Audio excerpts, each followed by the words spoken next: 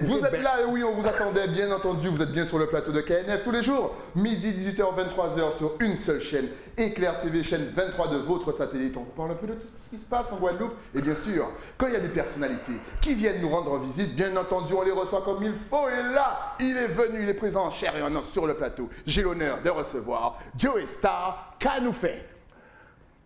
Ça couille. Comment? Je vais dire ça couille, mais ça caille. Ça caille, exactement. Merci de me recevoir en tout cas. C'est toujours un plaisir. Merci à toi d'avoir accepté l'invitation. Tu es là parce que Blaze nous a fait un petit documentaire. Guadeloupe, terre de rhum et d'hommes, justement. On sent que tu es impliqué dans l'image du rhum et essaie de faire découvrir au peuple le rhum. Déjà, première question. Quelle image la France a de notre rhum? Quoi, tu parles du rhum guadeloupéen? Du rhum caribéen. Un caribéen? Ouais. Ah putain, je sais pas exactement. Moi, en fait, je suis aussi là pour sélectionner des rhums pour une prochaine cuvée que je fais. Ah, c'est bien ça. Voilà. Mais on a commencé par l'île Maurice parce qu'on veut raconter une histoire qui va un peu se balader dans le monde entier. Maintenant, quelle image? Ah, bah, forcément, il y a ce truc exotique qui est peut-être pas, qui correspond pas forcément à ce qui se passe ici, mais je pense que ça fait partie d'une des strates de l'ADN des Caraïbes, parce que ça fait partie de son histoire déjà, principalement. Voilà, mais je pense que ça reste un produit exotique de luxe aujourd'hui, c'est ce qui est une bonne chose. Ouais. Voilà. Est-ce que la question piège. Bien entendu, parce que la question que je voulais te poser. Au pays du vin, tu vois les gars. C'est qu'on a l'impression qu'en France, ils ont changé de vision. Avant, justement, c'était le petit côté exotique. Mais je te rassure, c'est pas qu'en France, hein, c'est dans le monde entier. C'est dans le monde entier? Ouais, non, on est vraiment sur un. Le rhum est devenu un produit de luxe, pardon. Et là, mais voilà. Voilà, mais après, c'est pas forcément. Voilà, c'est mon point de vue, mais pour moi, le vrai rhum vient des Antilles françaises. Et je pense qu'on est plus sur des choses qui, enfin, ça va grandir tout ça, mais qui sont tournées vers le marché américain. Donc, on est plus sur des choses cocktails, sucré machin, plus mélasse et ainsi de suite.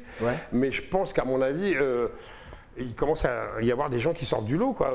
Voilà, et d'autres et moi, on fait assez de bruit pour ça. Enfin, surtout les gens qui ont la tête vraiment dedans, quoi. Mais justement, on a l'impression que tu as fait plusieurs petits documentaires, justement pour faire découvrir le rhum. Est-ce que tu as eu des surprises au niveau du rhum, au niveau des îles? Quelle est l'île qui t'a le plus surpris avec son rhum? Bah, je te le redis, quoi. C'est la Martinique et la Guadeloupe. Pour moi, le rhum. Non, mais. Tu vois, quand tu me dis on va faire découvrir ça, en fait, moi, ce que j'aimerais que les gens découvrent, c'est la différence qu'il y a entre le rhum agricole et le reste, en fait. Et là, d'un seul coup, on peut parler de ce qui se fait dans les Antilles françaises, voilà, et où on travaille la canne, on est, toi, sur quelque chose de, voilà, c'est plus ça. Mais je te dirais surtout que ce qui m'intéresse, comme sur le doc, quoi, ce qui m'intéresse, c'est, franchement, le produit, c'est l'alibi qui fait la raison quelque part. Ce qui est intéressant, c'est les histoires humaines qui en découlent, quoi. Et le doc sur lequel on est, c'est principalement axé sur ça, quoi. Voilà. C'est-à-dire que le rhum est une strate parce qu'il fait partie de l'ADN des Antilles, vu d'où ça arrive, vu le sillage de tout ça. Mais principalement, moi, j'ai découvert que j'adorais écouter ces histoires, écouter les histoires humaines. Voilà. Parce qu'une distillerie, c'est une usine à gaz, c'est un truc de précision. On essaie de. C'est une science. On essaie de contrôler ce qu'on fait et ainsi de suite. Tac. Et voilà. Et ne serait-ce que ça, ça s'inscrit dans l'aventure humaine au même titre que de ce qu'on porte au poignet, des voitures, et ainsi de suite. Voilà. On est dans quelque chose qui fait partie d'une pression. Moi, je suis fasciné par ce genre de choses. Tout ce qui est mécanique me fascine. Et donc, qu'il en découle en plus. Un produit qui est du jus de soleil, l'histoire est belle, quoi. Ça me suffit. Justement, j'ai vu une petite bouteille limitée à 1000 bouteilles apparemment avec ton effigie dessus. Est-ce que ça te dit de rentrer justement dans l'industrie du rhum, de faire ta propre? Non, j'ai pas cette prétention-là. Enfin, aujourd'hui, non, c'est encore un truc qui est axé autour de la passion. C'est-à-dire que j'aime ça, j'aime ces moments de dégustation, j'aime ces moments même de sélection et ainsi de suite. Tac, mais je me projette pas, je me vois pas comme Georges Clooney ou comme Gérard Depardieu, tu vois, c'est pas l'idée. Non, ce que j'aime, c'est que j'ai rencontré quelqu'un de chez Old Brother qui distribue, qui est un des plus gros importateurs de rhum en France, et quand il te parle, même en allant faire des distilleries, tu sais, comme quand tu vas dans un restaurant où tu as ce maître d'hôtel qui te balance le menu et tu entends cette chanson, voilà. eh ben, je suis très fasciné par ce que ça dit et je découvre encore les sensations du palais, du nez, parce que en fait, il faut arrêter de me prendre pour un novice. Je suis. Oh non, mais non, je suis ce qu'on appelle un boisson soif. Non, limite, j'ai de la contenance. Voilà, on va dire ça. Justement, tu préfères quoi? Tu préfères un rhum qui te, je vais dire, qui, voilà, dur en bouche, tu le sens passer, ou tu préfères un rhum justement qui passe tout seul, mais après, lorsque tu te lèves de table, c'est un petit peu compliqué? Tu préfères qu'il soit doux ou fort? C'est jamais compliqué pour moi. C'est jamais.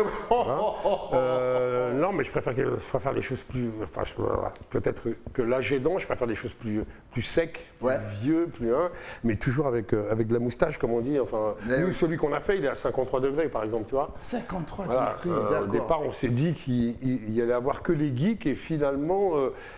Voilà, et surtout, en fait, on raconte une histoire qui vient d'ailleurs, l'île Maurice, mais je me plais à dire que, en fait, je pense que Blaise est venu me chercher aussi pour ça, c'est qu'on est, encore une fois, il y a moi, ce que j'ai aimé dans le doc que j'avais fait et que je retrouve aussi chez Blaise, c'est que il y a un produit, mais il y a différentes histoires, différentes manières différentes lectures. Et c'est ce qui fait que voilà, l'ADN est là, quoi. Tu as appris plusieurs petits. On sent que tu es proche des histoires. Donc, est-ce que tu as appris des petits trucs, par exemple, au niveau de la canne, le choix de la canne, l'importation, comment tel rhum a tel goût? Est-ce que tu t'es intéressé à tout ça ou pas du tout? Bah, si, ouais, plutôt, ouais. C'est l'aspect un peu plus technique. Tu sais quoi, j'en apprends tous les jours encore aujourd'hui, ne serait-ce que quand tu vas à La Réunion, ils sont sur des numéros ici, ils sont sur des couleurs, mais que finalement c'est des hybrides et que, enfin voilà, tout ce qui a à voir avec le terrain, l'humidité, le machin, tac, c'est multiple. Et tu pensais à tout ça lorsque déjà à l'époque jamais. Jamais. Ah ouais, tu pensais pas qu'il y avait un tel travail derrière? Ah mais pas du tout. C'est fou ça. Mais pourquoi toi tu l'as su tout de suite la première fois? Ah, écoute, moi je viens de Bastère, tu sais, l'usine elle est pas loin. Ouais. Donc je les vois bosser. Ouais, mais combien de temps t'as mis à te rencarder là-dessus? 4 ans. Non, 4 ans. Tu mens. Je suis de Bastère. Et tu sais quoi, ça se voit. Non, jamais, je ne mens jamais. Ça se voit à la forme de ta tête, tu mens. Non mais voilà. Écoutez, je ne mens jamais sur toi à la télé. Non mais. Celle-là, je l'avais jamais fait, surtout à la télé. Surtout à la télé. Non, mais forcément, écoute, moi au départ, je suis né en métropole. Comment dire, j'arrive d'une époque où moi, mon père a voulu que je sois très intégré. Donc il a un peu mis de côté toute sa culture pour que je sois plus intégré que les gens du continent, pour ne pas dire autre chose, tu vois. D'accord. Et du coup, ça s'est fait bien plus tard, quoi. C'est-à-dire par le biais de la musique, par le biais de rencontres et tac. Et non, au départ, c'est voilà, je commence à boire ça, je le buvais blanc, plus jeune. Tu vois, plus il avait de, comment on dit, il avait de. Ça faisait réagir le corps. De kick et de bourrin sous le capot. Ok, d'accord, on a compris.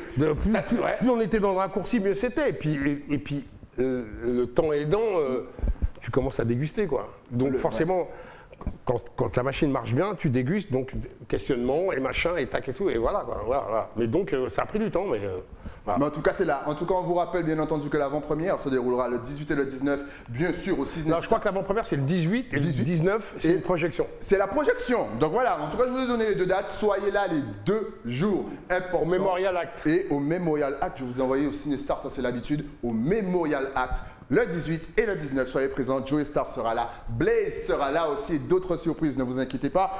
On va rester dans le milieu audiovisuel, puisque là, effectivement, tu es en mode documentaire, mais tu es aussi acteur.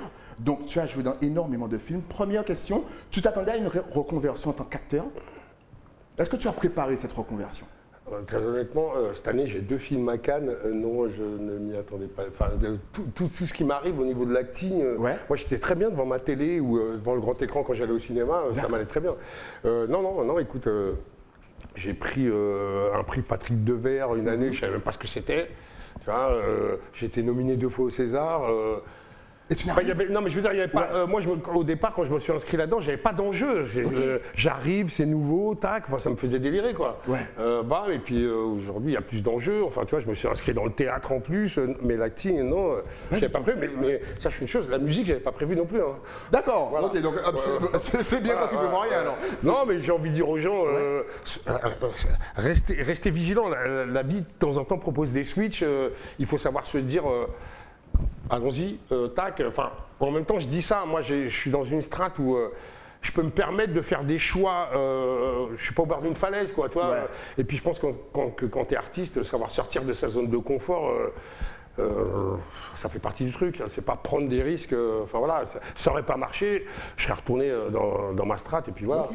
Mais tu as été étonné des retours que tu as eu parce que tu es ton très jeune. Je suis tout le temps étonné des retours. Non, mais je veux dire, j'ai pas fait d'école de cinéma. Mais, mais tu étais juste dans la façon dont tu joues. On a vu d'ailleurs la dernière production de TF1, Le Remplaçant, où tu as, franchement, tu as fait halluciner tout le monde. Est-ce que là encore, tu comptes peut-être, ben là, vu que tu sais que tu as un petit don dedans, est-ce que tu comptes peut-être produire, réaliser ou même faire en court-métrage ou en long-métrage? Alors. C'est pas prévu. Pour réaliser, je l'ai déjà fait, mais surtout sur des clips. C'est moi qui ai fait ma Benz, entre autres, de NTM, machin. Ouais. Non, je suis trop fainéant. Tac. Non, mais c'est-à-dire que je suis bon en sport d'équipe, mais quand tu as mené l'équipe, à un moment donné, tac, c'est pas mon truc. Enfin, faut aussi savoir connaître ses limites sur certaines choses. Non, je suis un très bon soldat pour pas mal de choses. Là, je fais, par exemple, à côté de ça, je coproduis et coécris des docs pour monter une plateforme, machin, on a déjà bien entamé le truc. Mais quand tu as réalisé, compliqué. Ouais. Non mais compliqué. Oui, mais je comprends. Chacun son métier, en gros. Non, mais justement, j'ai appris que ça n'existe pas, chacun son métier, et que rien n'est perdu, et ainsi de suite. Donc, on ne sait jamais sur un malentendu. Tu vois, parce que moi, la première fois que j'ai réalisé, c'était sur un truc comme ça. C'est-à-dire qu'on nous proposait des choses. Les premiers clips que j'ai réalisés, c'était pour Agasonic d'ailleurs. Ouais. Et on avait le même manager qui m'a fait lire une ours, tac, où je disais, mais on est dans le clip. Mais qu'est-ce que c'est que ce truc, hein? Je sais pas, j'aurais fait ça. Et il se trouve qu'à l'époque, je vivais avec une fille qui était script et qui m'a expliqué juste le fonctionnement du truc. Qui me disait, mais un clip. À l'époque, c'était, tu as 2 idées, 3 idées, tu les fais fonctionner entre elles, tu te crées une interaction sur le truc, et puis vas-y, on y va. Ok. Et je me suis dit, bah ouais, je vais le faire. Mais j'en ai fait 2, 3, j'ai fait Daddy Nutty, j'ai fait NTM, machin. Et puis, à l'époque, je connaissais Jean-Baptiste Mondino qui m'a dit, mais vas-y, on te prend dans la boîte, tac, tac. Et le premier truc qu'on m'a proposé, c'est de faire un clip pour Ophélie Winter. Là, j'avais pas d'idée, enfin voilà quoi, tu vois, tac, donc j'ai senti que bon voilà. Puis ce truc, moi j'ai un frère qui réalise, et je vois dans quel état ça le met, je me dis non, ça ne m'intéresse pas. Ouais, j'ai pas envie de finir comme ça. Justement, tu parlais de musique, tu avais des retours. Comment ça, finir comme ça toi-même d'abord? Toi-même d'abord, j'adore ce gars, il est fou.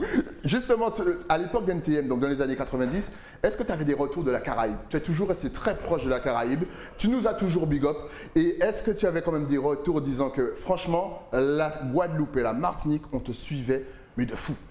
Bah écoute, moi les premières fois où je suis allé en Martinique, j'y suis allé avant ça, on me dropait plus jeune, mais sans me dire, j'avais un père très taiseux là-dessus, il me dropait, il me disait pas où j'allais, ni quoi, c'était très hostile. Et donc en fait, si tu veux, je suis jamais réellement après ça parti en vacances en Martinique. C'est-à-dire qu'à chaque fois que je viens ici, c'est pour bosser, pour tac. Et comment dire. La première personne, c'est un type qui est là qui s'appelle Franck Alpha, et en fait, par son biais, j'ai des retours. Même je me retrouve à aller voir des choses, ou aller manger, ou aller écouter tac, par son biais à lui, mais voilà, si je vois à peu près la manière dont la lecture que. Mais je me dis, quand tu viens jouer ici, tu viens faire des sound systems, tu te rends compte que tu es dans un truc très urbain et que le sound system, c'est ici en fait réel. Nous on l'a inscrit, on a fait quelque chose de très hybride. Voilà. Très hybride, mais tu avais quand même les codes. Parce qu'honnêtement, en 2000, jouer des Buju, des Capleton, parce qu'on écoutait SkyBOSS sur Skyrock, forcément, en tant que Caribéen à Paris, lui, il nous balançait des sound systems, c'était très tard, mais on n'avait pas se coucher. Juste, d'où tu avais justement toutes ces infos? Parce que souvent, les centres de Paris ne jouent pas forcément les sons qu'il faut. Ouais, mais le pôle du DJ avec qui j'étais, tous les DJ BOSS, en face on avait Cut Killer, donc on voulait clasher Cut Killer. Et puis je pense que, tu sais que ça s'appelait Jeudi, jour de sodomie. Donc forcément ici, tu dis un truc comme ça, les gens vont regarder leurs souliers et dire qu'est-ce qu'il veut quoi. Tac, tac. Donc tu vois, on était dans un truc très urbain, mais ce qu'il faut savoir, c'est qu'on ne faisait pas que l'émission. En fait, l'émission nous permettait d'aller vendre le sound system, et on est parmi les premiers avec les gens du dancehall et aller faire des sound systems. Et puis, moi, j'arrive en rappeur, mais j'ai un pôle de DJ autour de moi, ça joue. J'ai DJ James, Naughty J qui sont guadeloupéens, entre autres. Tac. Écoute, tu sais quoi, on a fait ce qu'on avait en fait, comme on l'avait. Les gars, merci. Voilà. Parce que franchement, ça faisait plaisir. Quels sont tes projets en 2021? Est-ce que tu comptes sortir, je sais pas, est-ce que tu comptes retourner dans la musique, aller dans le cinéma, aller continuer dans le documentaire? Déjà, avec Tuco Gaddem, qui est guadeloupéen, on devrait préparer un album ensemble pour un Joey Star solo. Ouais. Déjà ça, tac. Qu'est-ce que d'autre? On reprend la série Le Remplaçant. Bam, je prépare 2 pièces de théâtre, dont une dont je fais la mise en scène, entre autres. On vient de fêter les 1 million sur 10 heures pour Gang Stories. Il y a des choses après à venir. Il y a du théâtre, il y a du cinéma, il y a du doc. Enfin, il y a des choses quoi. C'est chargé. Ouais, non, on va bien, on va bien. Je crois que j'ai jamais autant bossé depuis ces 3 dernières années. C'est fou ça, alors que les gens sont en confinement, lui il bosse. En tout cas, heureusement. Non, mais j'ai l'impression d'être un vendeur de cravate, moi. Il adore cette expression. On aurait dû mettre. On va travailler sur le montage. En tout cas, si en attendant, bien sûr, la nouvelle combinaison de Joey Star et de Tuco, vous pouvez vous procurer Caribbean Dandy, c'est dans les bacs. Ou aller voir ce que fait Tuco aussi. Et aussi Tuco, parce qu'il est excellent, franchement, je l'attends. Si tu vois l'émission, tu as attendu sur ce plateau. Pour celles et ceux qui veulent te suivre maintenant, est-ce que tu es connecté sur les réseaux sociaux? Est-ce que tu as Twitter, Facebook, Instagram? Je ne sais pas s'il connaît. On va l'apprendre aussi. Déjà, je t'interdis de me parler comme ça devant les gens. Déjà. Je viens d'apprendre que j'avais Twitter là. Exact. Voilà. Non, moi je suis ce qu'on appelle une grosse blogueuse. Ouais, je suis sur Instagram quoi. Ouais. De toute façon, tu verras, ça va s'afficher. Ouais. Juste ici. Ouais, Excellent, vous tapez Joey Star partout. De toute façon, je pense que vous allez le trouver assez facilement. Merci en tout cas d'être passé sur le plateau. Si tu avais un tout dernier mot justement à dire à tous nos Caribéens qui nous regardent, Guadeloupe, Martinique, Sainte-Lucie, Dominique, Haïti, Jamaïque, et même Barbados, ta caméra est juste là. Vas-y. Bon, les touristes vont arriver, restez calmes. C'est tellement vrai, mais ils sont déjà là. Ils sont là. Oui, en tout cas, Dieu, merci d'être passé. Force. Merci de passer sur le plateau. Franchement, ça m'a réellement fait plaisir de te recevoir. Profite bien du séjour en Guadeloupe et surtout tu reviens quand tu veux. Écoute, moi mes journées, c'est aller raconter, faire ça et aller faire de la dégustation. Donc, à part si le ciel me tombe sur la tête, il pourrait m'arriver normalement. Quoi. On attend un sound system. C'est un plaisir. Si tu viens faire un sound system ici en Guadeloupe. Voilà. Merci à toi. Nous, on se retrouve bien entendu avec un nouvel invité. Mais ça, c'est après quoi? Après la pub. À tout de suite.